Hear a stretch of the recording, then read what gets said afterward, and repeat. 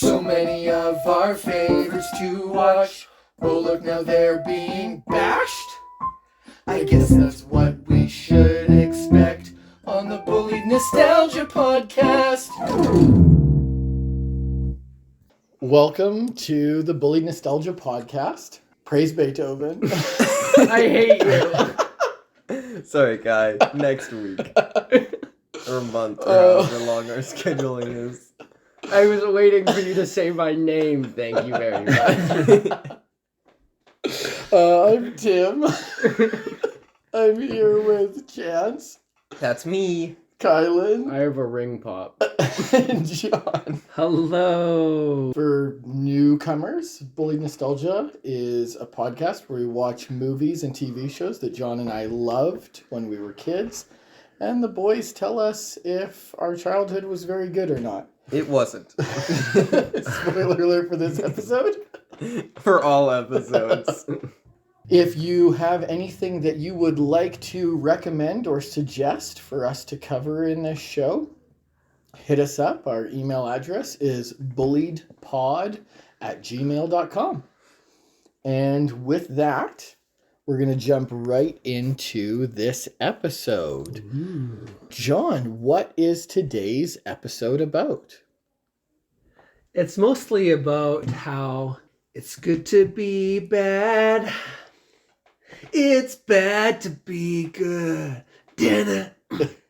It's good. Go ahead, Chance. So, this... No, you jump in with the backup Oh, vocals. the backing track. It's good to be bad. In the credits of the movie we just watched, there was one We're watching song a movie that- called Boris. Oh, okay. I gotta explain what you've we just have done. to say the name of the movie. This movie is a theme song that is the same 3 words, pretty much, played endlessly for about 3 minutes. That's 5 words. 5 words, sorry. So we're talking about 1992's Boris and Natasha.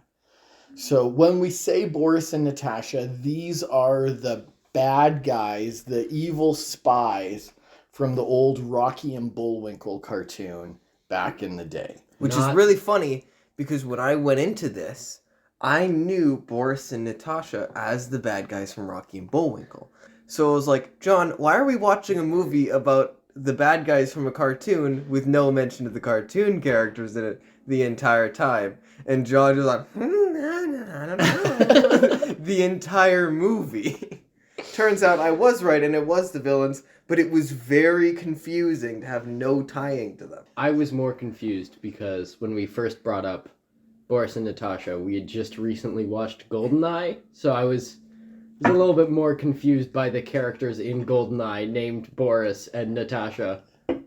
So It's close. Yeah. Her name's Natalia. Natalia. That's it. But yes, this wasn't a spin-off movie from James Bond. Boris after he became a snowman. Yeah. So I guess let's jump into that, what Chance was just saying. Rocky and Bullwinkle are not in this movie because they couldn't get the rights to Rocky and Bullwinkle. Oh, So, that checks out.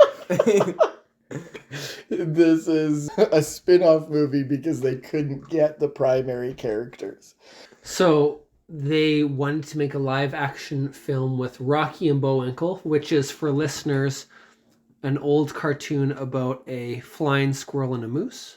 Who defend America somewhere America? from what is essentially Russian spies. Let's summarize this movie for people. Warning, this is a dumb spy movie that's just slapstick comedy, but there's plenty of spies, backstabbing, political intrigue. If you want to watch this movie, which I'm not saying you should, we will spoil this. Like, there's not very many movies where we've watched where There are plot twists. this one has a lot of surprises and twists throughout. It's got so many, in fact, that by the time you get to the end of the movie, you've forgotten what the movie is actually about. You're like, oh yeah, this is what this movie is. So maybe we'll do like a non-spoiler summary, and then we'll let people know that if you want to turn it off now, And Skip to this number included and watch the rest of this podcast. this movie is available, like Double Dragon, on YouTube for Because free. no one cares if you watch this movie. No one cares if you watch this movie. It's also available on streaming services like Tubi, I think. But yeah, nobody cares about this movie, so you're not harming anyone. No one watched this movie when it came out, so why would they care 20, 30 years later? Okay, a very non-spoilerific summary. You up for it? Yeah, I can do that. Okay. Boris and Natasha, two spies from a little country known as Pottsylvania. They are sent out by their commander-in-chief, fearless leader, to go and get a chip that a scientist has just built that allows anything, when destroyed, to travel 3 seconds back in time, essentially making it invincible. Because every time you destroy it, it repairs itself once again. The two of them then go to America, where they have to hide amongst the Americans as regular American citizens so that they may find the scientist, get the chip, and therefore bring it back to Fearless Leader so the Pottsylvanian army will be invincible. That's probably as close as we're going to get to a non-spoiler version. The back of the box. Yeah, so that's what this show is. It's about two incompetent spies who are trying to steal a time-traveling microchip from a scientist who invented it. If you want to watch this without us ruining it, I guess this is where you bow out. But you don't need to worry about us ruining it because we never said it was good to begin with. Do we want to talk a little bit about the quality of this before we talk about the rest of the episode? The quality of the movie? Is very stupid. It's a very dumb movie. I don't know why we owned it growing up.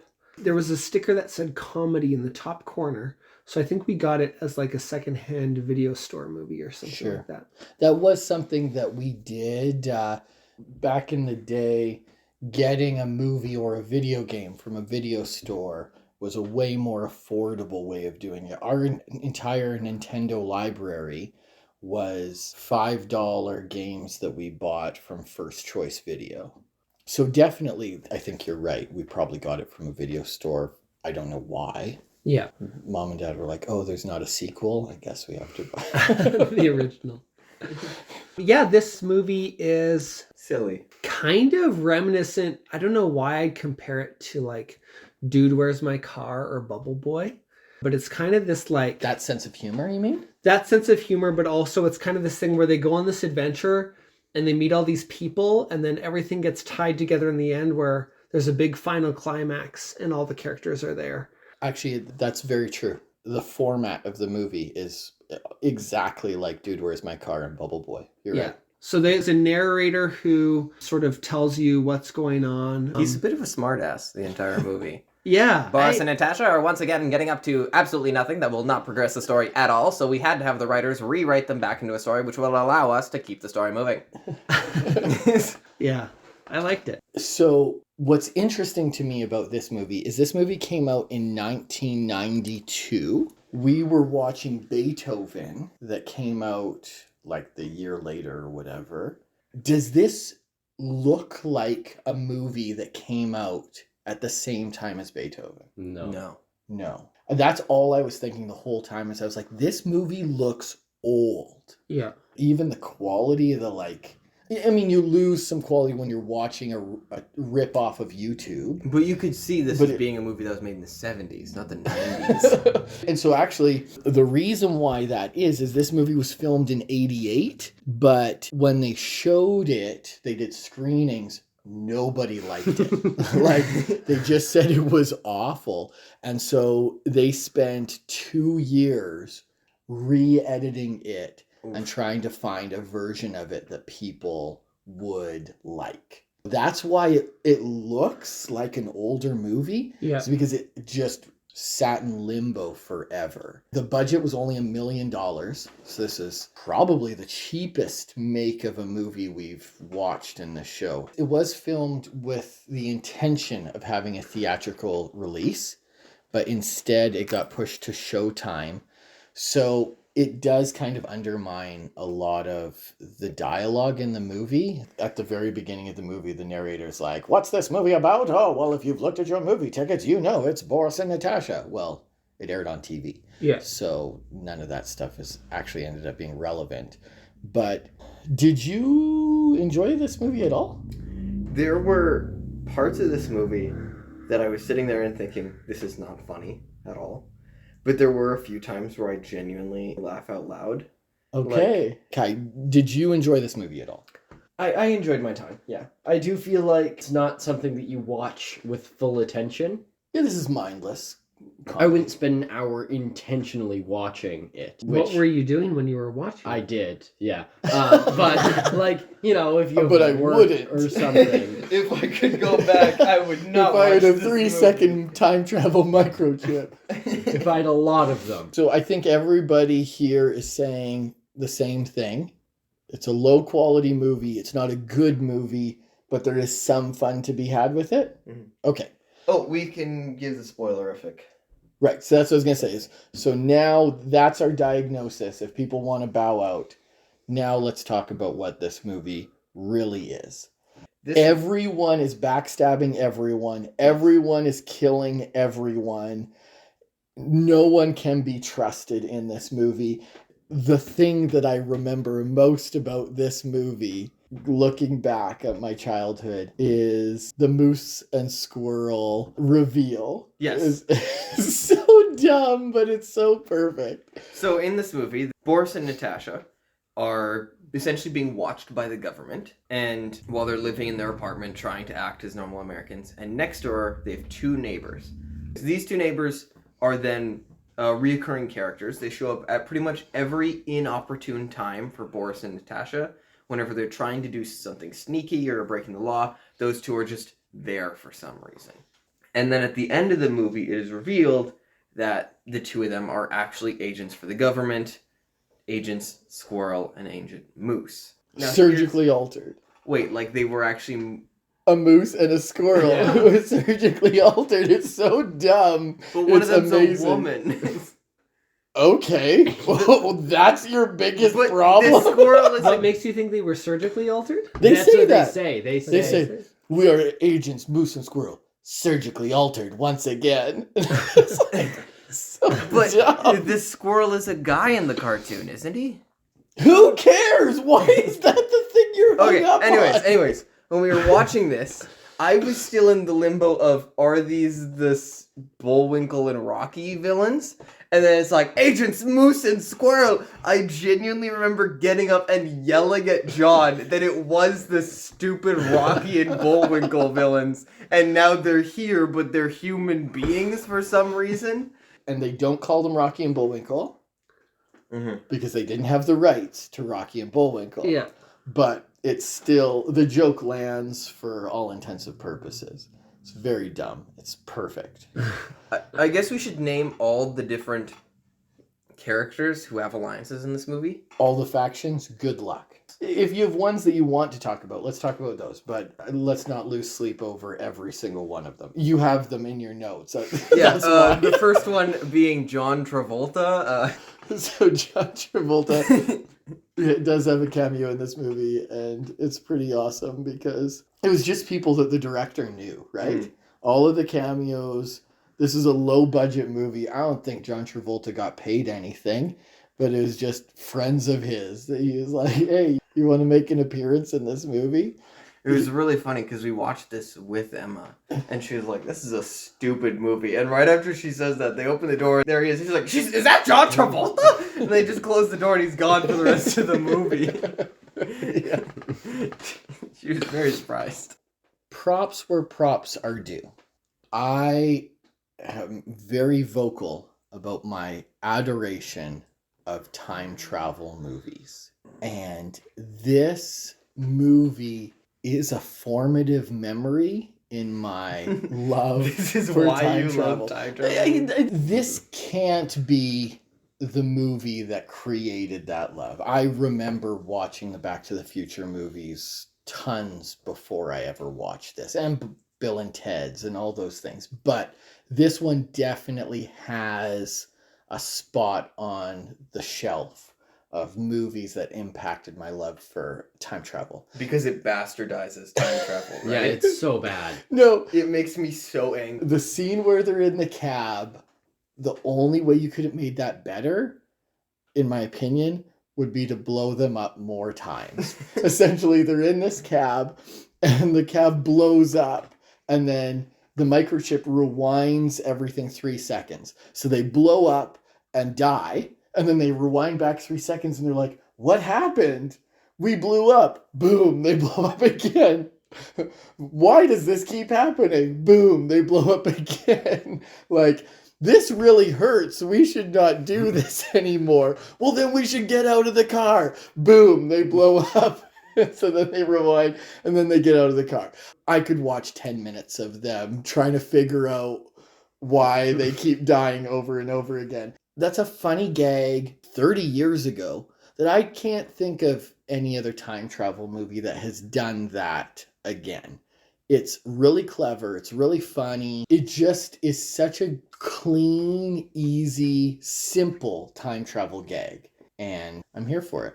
However, the ending scene It's dumb. is sinful of Okay. time travel. So So at we're- the start of we're this gonna- movie, Let go. Okay, so we're gonna skip ahead. The microchip has been introduced, and the scientist guy who has the microchip has a massive box of these microchips. Shenanigans happen, and the box blows up. And so all of the microchips activate at once. So instead of rewinding time by 3 seconds, it rewinds time by 3 seconds per microchip. And so it And so it takes them... rewinds them back to the start of the movie. one of the guys who's watching them gets away is like, huh, are you sure there's only 2 of them? I swear I saw 3. And I remember watching that, and Em and I were both like, is that a reference to something? That seems like such a weird line. And then, at the end of the movie, when they all get rewound, they were like, hey, we're back in the hot air balloon or whatever, escaping. We've done it. We've made it out.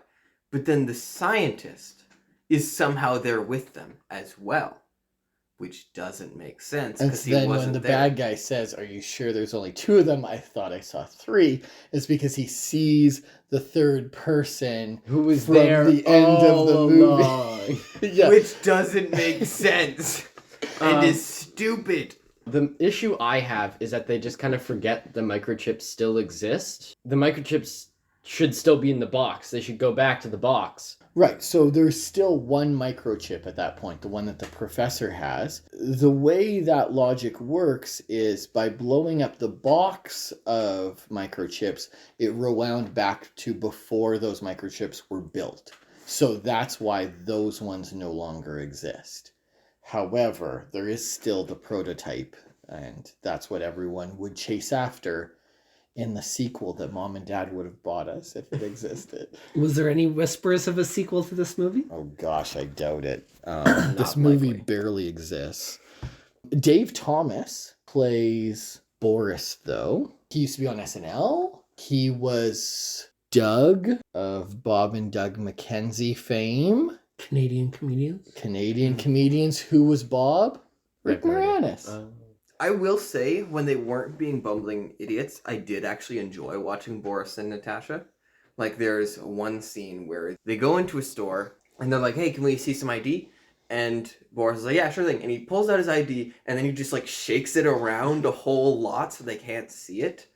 Or they're like, are you guys sure you're sincere about this? And Boris goes, yes, we're very sincere. Look, we even tell jokes. Ha ha ha ha ha ha.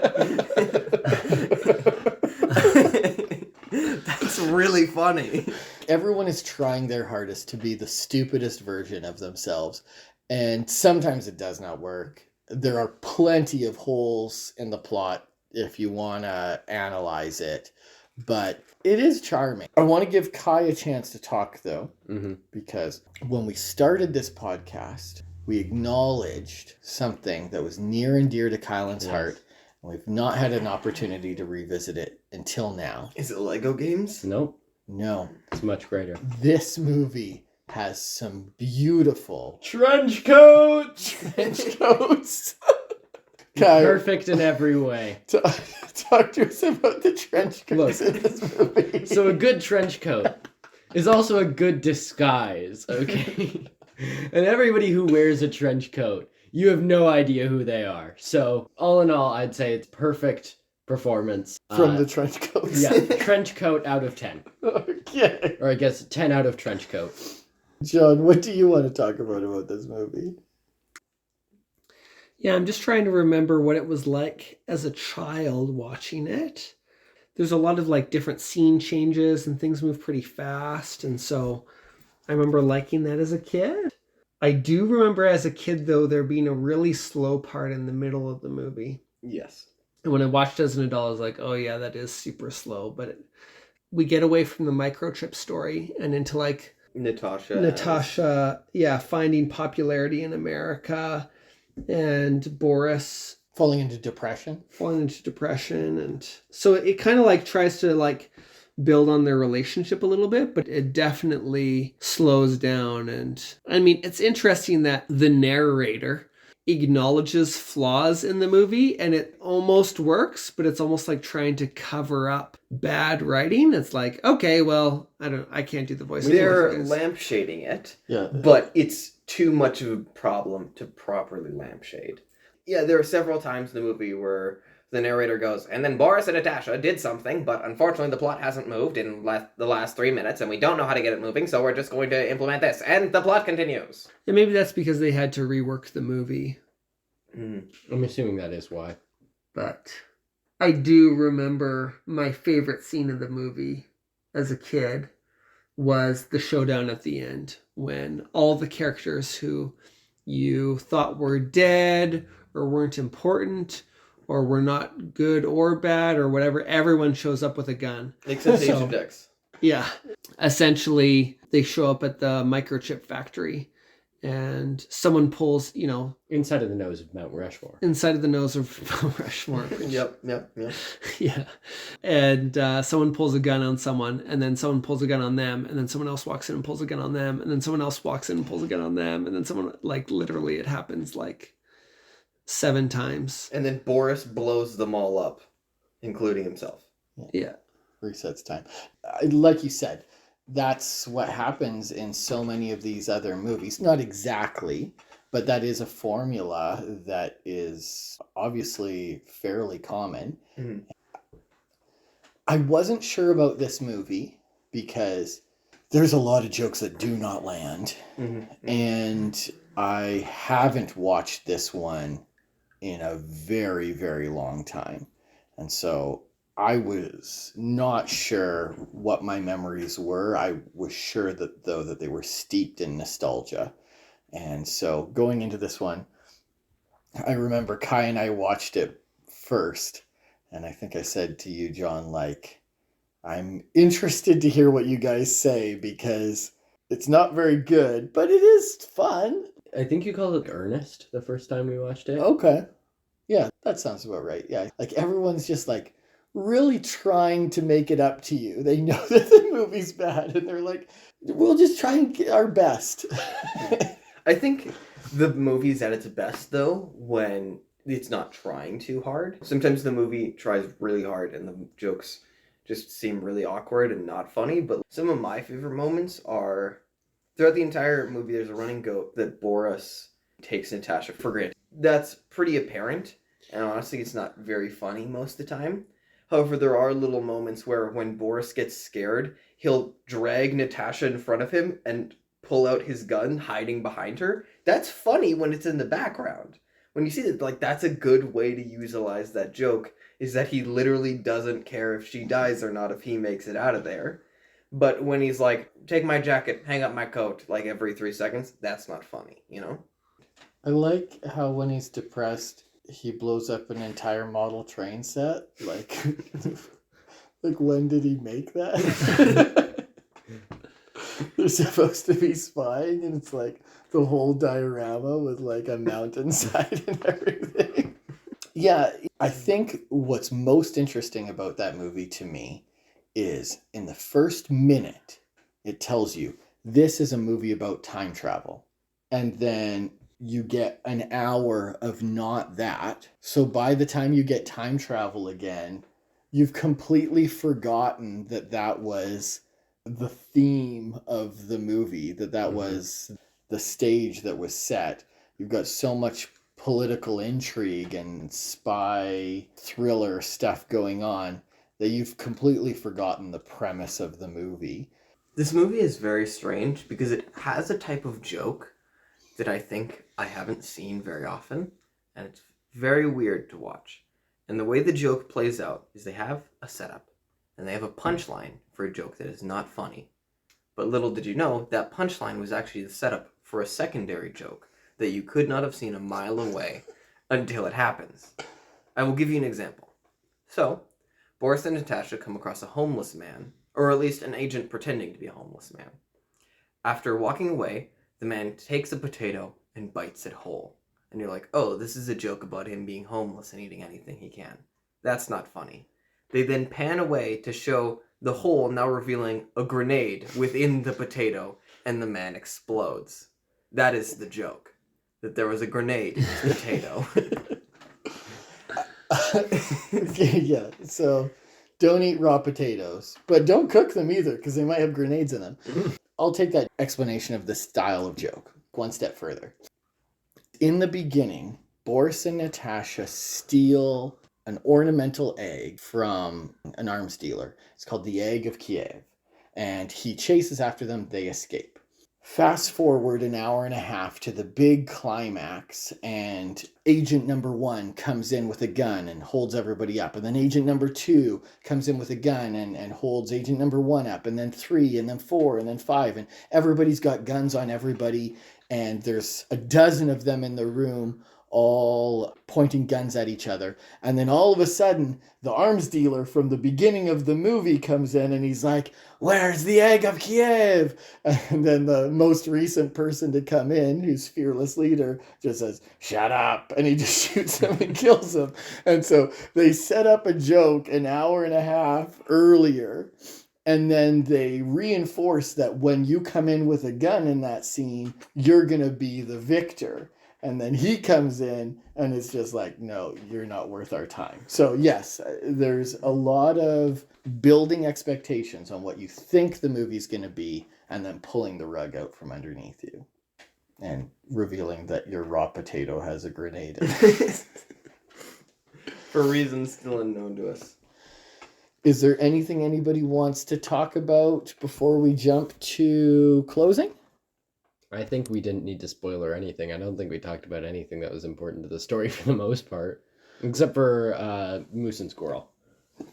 Yeah, I guess we didn't get into who was trustworthy and who wasn't, and who was Agent X, or who the person was with the pretty shoes. We didn't talk about any of those things. We're still talking about in mystery. What? That we're still talking about mysteriously, so. Yes. I could be spoiling any of these things, I guess, but I haven't. So you're right. That spoiler warning maybe wasn't needed. I will say, though, there is one character in the movie, Dad mentioned him, his name is Agent X, and he is Fearless Leader's trump card. The greatest assassin and spy you've never met, essentially. And I am a sucker for those archetypes. Unfortunately, that didn't pay off too well in this movie. No. The first 30 to 45 minutes of the movie, he's amped up as being the unstoppable force for Boris and Natasha. If they are about to succeed, Agent X will swing in and stop them and take all the glory. Because you can't beat Agent X. He's the greatest spy there's ever been. Except there's a second man in the shadows. And then he dies. And that's the joke for Agent X. The punchline is he's not the greatest because he's a corpse now. Well, the punchline is that nobody knows who kills him. They do some pretty good stuff with his body, like Weekend at Bernie's style stuff. Yeah. Where they throw him down a laundry chute. And then Harv and Toots bring back his body. They just can't get rid of it. They're like, your buddy fell asleep while doing laundry down there. So weird. His spine would be jello. There's a part where they talk about, there's a bellboy. He's like, oh my gosh, is that a corpse? And they're like, no, it's our drunken marriage counselor. He gets drunk and then you have to care for him while he's vulnerable. It's a new strategy. It's terrible. I think this movie's better than we're giving it credit. There's a lot of really funny parts. Honestly, Kai reminded me of the term I used when we watched it. The movie is really earnest. They are trying their best with a very bad movie to make it just something enjoyable. And I mean, spoiler about where I stand with it. I'm not going to watch this movie again, but I had fun. I liked it. Let's do closing. Chance, scale of -5 to +5. I need to come up with a cookie. Dynamite cookie. Backstab cookie. But when you bite into it, there's a grenade on the inside. A raw cookie. Just a ball of dough with a grenade in the center. Okay. It was a cookie that when you eat it, it rewinds you in time 3 seconds. To before you ate it. Then you can choose to The not. cookie I can never eat. No, you eat the cookie, it rewinds you back, and then you realize I should not have eaten the cookie and put it back. It's a dietary strategy. You never get those calories. Okay, so this movie is not good. So it's not on my plus scale. However, I do think it rates highly in the minus scale. I would give this a solid -4. If Okay. you get a gang of good friends together, you can have a good laugh at this movie. But Chance, Mostly making fun of it, but sometimes laughing with it. Which is not something I Are- can say for a lot of movies. are you making fun of it if you're laughing at the jokes that it presents? We're Yeah. making fun of it right now, Kyle. No, I think the movie makes fun of itself. I think the movie has already said this movie sucks. The first 3 minutes. Our movie is terrible. Thank you for paying to see it.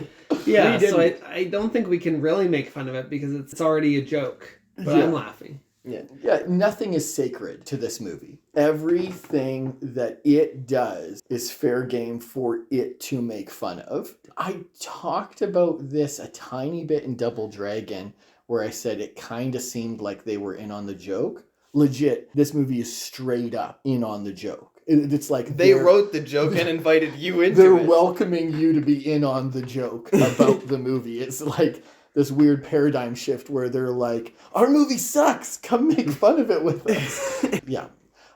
My thing is whether or not I would watch this movie again, it's free on YouTube. So I don't have an excuse not to. I probably still won't, but so far in our show, this is one of my favorite reminders of my childhood. Yeah, I think like so far the top 3 we have is Honey, We Shrunk Ourselves, Spaceballs, and this movie have so far been like the best movies we've watched. I Oh, think. Quest for Camelot. Quest for Yeah, Camelot is good. I don't but- know if we want to do that type of thing because we've done a lot of movies at this point. I That's have fair. nothing but positive things to say about Batman Forever. Oh The yeah, episode Batman wasn't Forever. great, but it's easy to find things that left a positive impression. But this one takes me back to a point in my life. And when I insert myself into those memories, lots of positive nostalgia vibes. John, you had a really good line back there. Everything is a joke, but I'm laughing. I like that. This movie's a joke. But I'm not. That is a good line, actually. Do you want to talk? Give him a little bit more time for his 80th swing at a cookie. I think you're going to say ADHD. I think he's done his cookies. They're pretty good. Yeah, I'm fine with this as it is. Is it time travel or dynamite? It's a ring pop. No, I don't care. I don't care. You guys decide for yourselves. I don't care enough to be on this podcast. Did you like your experience? Did Yeah, you I like did. the I did. cookie? But I know that making a cookie is a joke, so you guys come make cookies with me or whatever. I don't know how this movie works. Oh, you diluted the quality of your cookie analogy. Yeah. Cool. No, keep it as a cookie He's with a grenade in it. lampshading how terrible his cookie is. It's brilliant writing, you guys.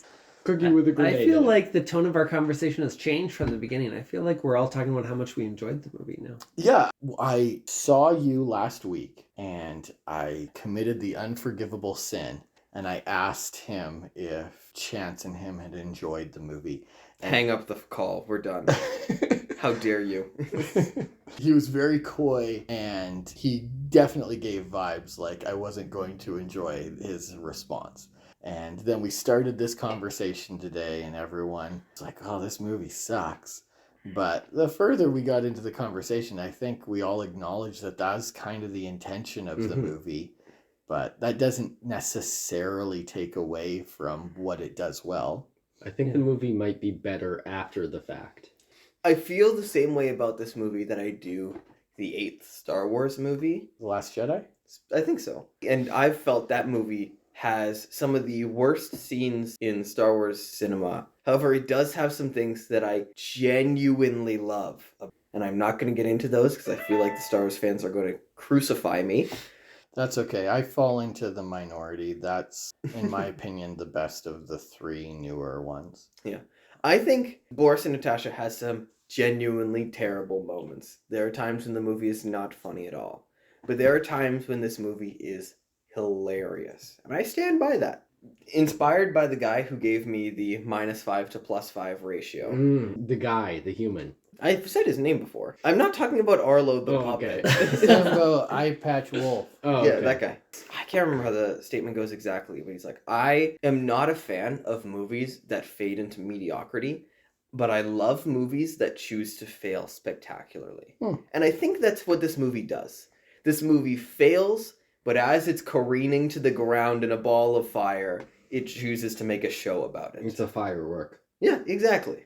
Going down in a ball of glory. John, anything you want to say about your review? No, it was a fond revisiting of my childhood. It wasn't as flashy and fun as I remember, but I think it's still a winner. So I don't know that I would rewatch it for the rest of my life. But yeah. I mean, if a gun was put to my head, maybe. If a potato was put to my mouth. I just can't think of a reason why you would I ever can't think of a rewatch reason it. I would watch it. I can't think of like a friend, unless I wanted to like invite someone into my childhood, which I think the only person I'd do that with would be my wife. So Did she watch the movie with us? no, she didn't. Oh, isn't that weird, John?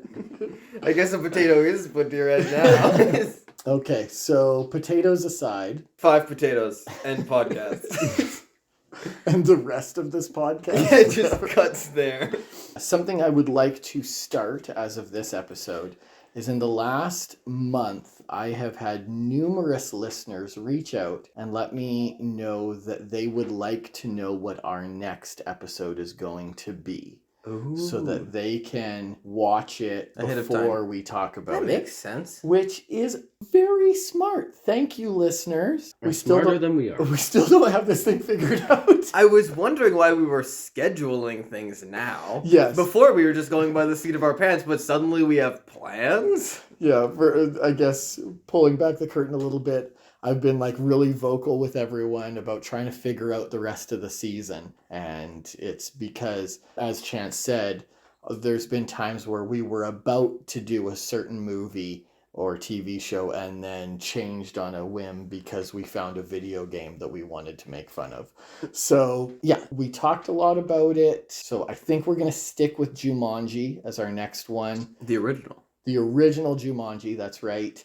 Do you know where it can be found? I feel like that's something that should be here. Ugh. Next, we're doing this movie, and it can be found If you go here. to redacted by Yeah, legal just, reasons. here's what I'm going to do. I'm just going to name off all the places that it might be found, and then I'll edit out the ones that are wrong. You can view it on Netflix. You can view it on Amazon Prime. You can view it on, I don't know. Justwatch.com is a really good. Google Just Watch Canada. And it's a website that lets you type in the search engine the movie that you want to watch. Unpaid advertisement over here. It will pull up every place where you can stream, rent, or purchase that movie online, which is super helpful. Jumanji is a famous movie, so you're not going to find it for free on YouTube. Unless you pirate it, which a normal We're human not being and sanctioning citizen, unlike me, would do. I'm a firm believer that if there is something of value that someone has created, you should compensate them for it. Yeah, Chance. If a company is determined to keep you from their content and makes it very difficult to pay them money, Like Dougal. like Dougal. We still paid for Dougal, but that's a great example. I jumped through a ton of hoops to purchase that DVD. And if I had not been able to, that to me means... What are we doing? Sailing the pirate What's this code. podcast about? What? Anyways, look out for weirdos. Praise Beethoven. I didn't get a chance to say it, but I'm still going to say it anyway. Yeah, so we're coming back next time for repressed nostalgia. I'm Are just you saying where explaining we... what repressed nostalgia is, or you're doing that next episode? We've already kind of touched on it. Jumanji is not a scary movie, but it had all of my trauma baked into it. So it definitely gave me nightmares. We're watching a movie that I wish I could forget, and we're going to talk about it. So long as we're not watching Coraline, I'm on board. So that's to say that we're doing a repressed nostalgia episode on the Bullied Nostalgia podcast. We've got a new theme song. I know it's a spoiler. Spoiler alert. Okay. This entire episode has been a spoiler, and none of it has been spoiled. So That was our spoiler? Yeah. We saved- Spoiler alert, we do nothing this entire time. Spoiler alert, we waste your time for an hour. All right. We'll be back soon. Have a great day, you guys.